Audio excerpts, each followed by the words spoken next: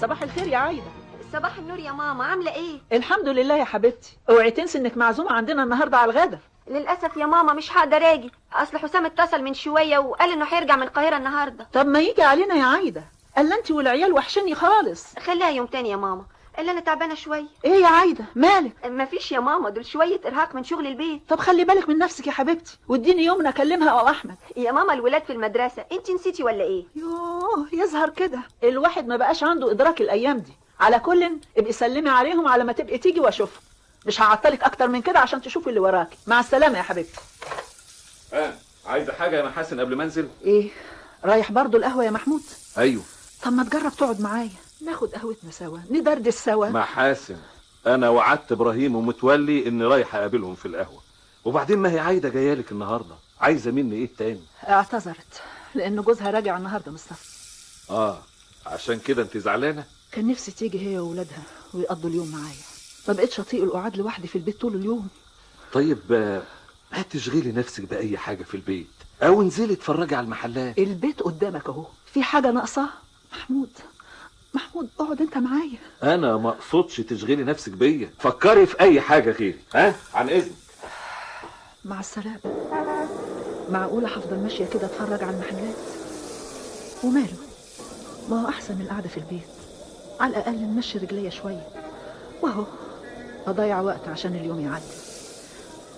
الله، الفستان ده حلو قوي العبير بنت حسين ابني، لما ادخل اشتريه واعدي عليهم، بقالي زمان ما شفتهمش.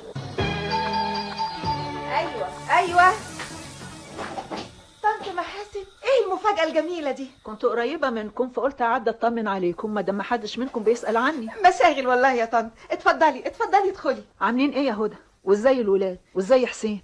كلنا بخير. لحظة بس يا طنط، هدي على الاكل. براحتك يا حبيبتي، هو انا غريبة؟ تحبي تشربي شاي يا طنط؟ ماشي يا هدى. عايزة اي مساعدة في المطبخ؟ ميرسي قوي يا طنط. واخبار حسين ايه؟ قريب قوي هيعدي على حضرتك. اتمنى تصدقي في كلامك المرة دي، ده انا بقالي اكتر من اسبوعين لا شفته ولا حتى سمعت صوته في التليفون. مشاغل والله يا طنط، انت عارفة حسين ما يتأخرش عنك ابدا، اوعي تزعلي منه. ما اقدرش ازعل منه يا هدى، لا هو ولا عايدة، ربنا معاهم. خد يا هدى. ايه ده يا طنط؟ الله، فستان عجبني فقلت اشتريه العبير، كان نفسي اشوفها. يا خبر، الله، ايه يا طنط مالك وقفتي فجأة كده ليه؟ لاني لازم امشي حالا. مش معقول، هو انت لحقتي؟ ده حتى الشاي ما شربتهوش. احمد جاري سايب لي مفاتيح شقته عشان افتح لاولاده لما يرجعوا من المدرسه. وده ميعاد رجوعهم، لازم امشي بسرعه عشان ما اتاخرش عليهم. ابقي اتكلمي يا هدى. حاضر. سلمي على حسين والولاد. يوصل يا طنط، مع السلامه. فيلم ايه ده اللي بتتفرج عليه؟ ميرا مار بتاع شادية ويوسف وهبي. انت مش فاكره يا محمود؟ طبعا فاكره، ما احنا ياما شفناه. انا ما اقصدش عدد المرات اللي شفته فيه، انا اقصد حاجه تانية. الله، معقوله نسيت؟ فاكر ايه وناسي ايه؟ ما تتكلمي على طول يا محاسن يا فزوره. يوم ما اتعرض الفيلم ده وشفناه سوا كنا مخطوبين. دايما تفتكري حاجات غريبة كده وذكريات فات عليها سنين. دي ذكريات جميلة قوي يا محمود. الله، هو راح فين؟ تصبح على خير يا محاسن، انا تعبان وعايز انام. وانت من اهله. طيب. صباح الخير يا مدام محاسن. صباح النور يا استاذ احمد. انا اسف لازعاجك. لا ما تقولش كده، ده احنا جيران. هات المفاتيح. الولاد النهارده هيرجعوا بدري شويه. وماله، انا موجوده في البيت، يعني هروح فين؟ شكرا. طب سلام عليكم. مع السلامه. مين يا محاسن؟ ده احمد جارنا، كان بيسيب لي مفاتيح شقته. الله، انت بتعمل ايه؟ زي ما انت شايفه بكمل لبس عشان نازل. ورايح فين على الصبح كده؟ القهوه.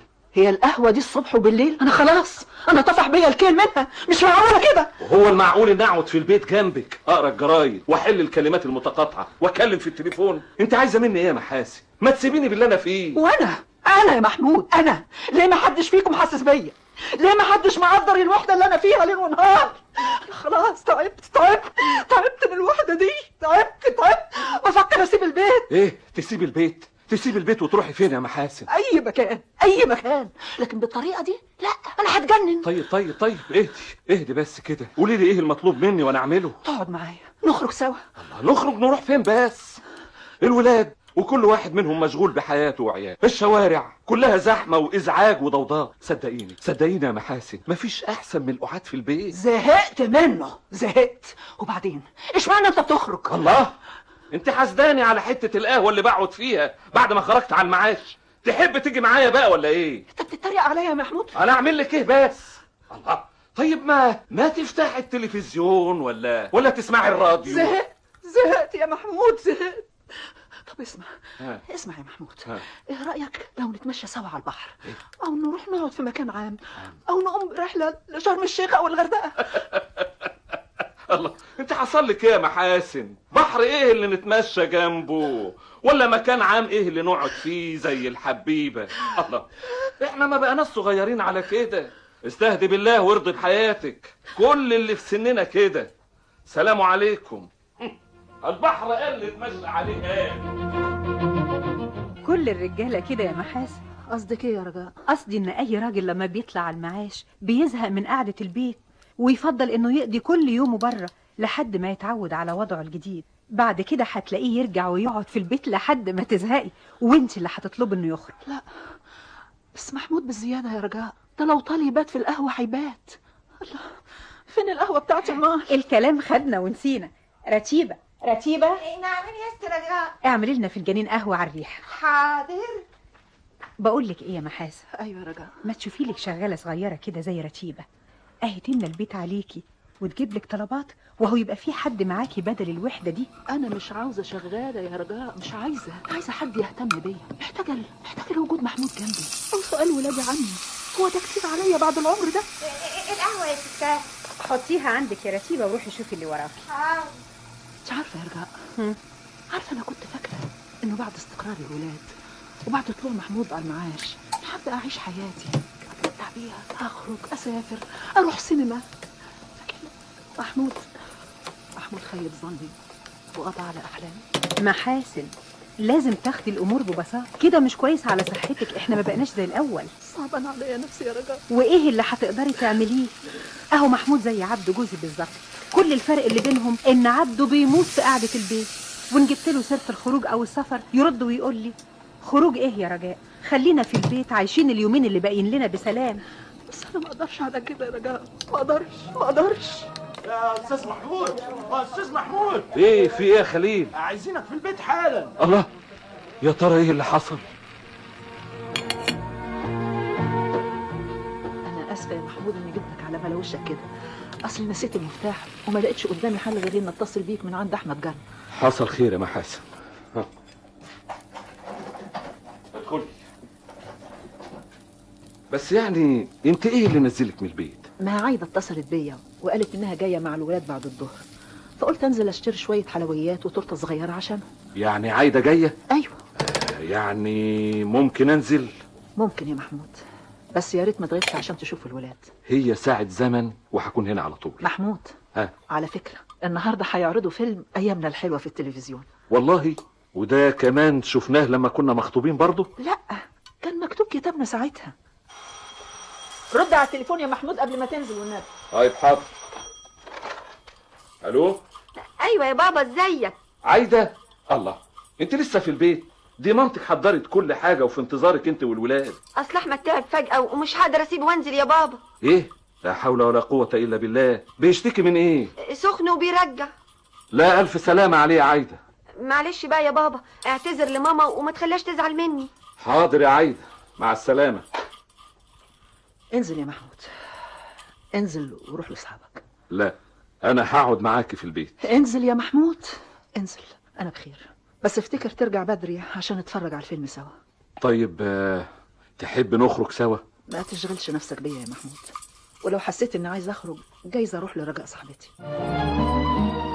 والنبي انت تعبه نفسك يا محاسن، ما انا قدامك اهو، بس مش عامله في نفسي كده ليه؟ 100 مره قلت لك تعالي معايا وسيبك من ده كله. ما بحبش نوادي المسنين دي يا رجاء، كلها شكاوي وذكريات وكلام عن ايام زمان، وانا بقى اعصابي بتتعب. مش احسن من قعدتك لوحدك كده بين 4 جدران؟ لا مش احسن.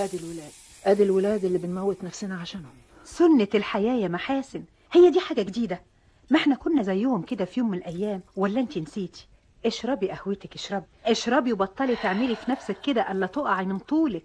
وساعتها ما حدش هينفعك. على رأيك، ولو ان ده برضه مزعلني اني لسه على رجليا ومحدش بيسأل عني. امال لو حصل لي حاجة هيعملوا فيا ايه؟